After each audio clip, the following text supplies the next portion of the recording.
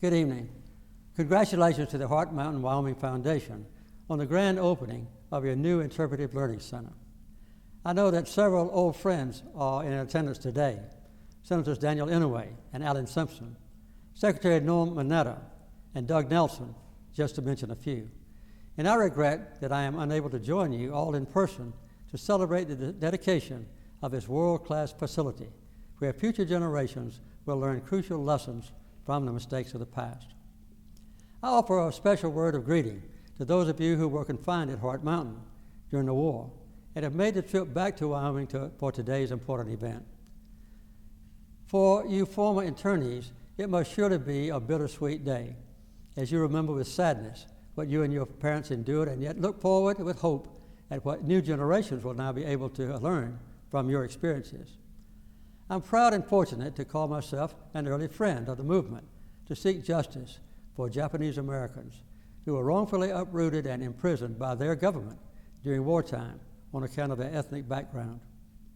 It seems like just yesterday that my administration was working closely with Senator Inouye, Senator Simpson, Congressman Mineta, and leaders of the Japanese American community to create a framework for trying to heal a grievous injury done to our fellow citizens and their families.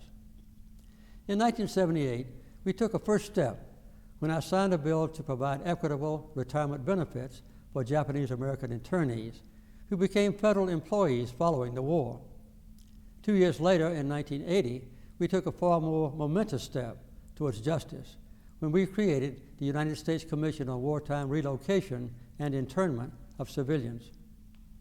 This was the first time in our history when our government authorized an official public inquiry into its own wrongdoing, and it ultimately produced the only decent thing that a great nation committed to equal justice under the law could do: an apology and a program to compensate, at least symbolically, the victims of our wartime failure.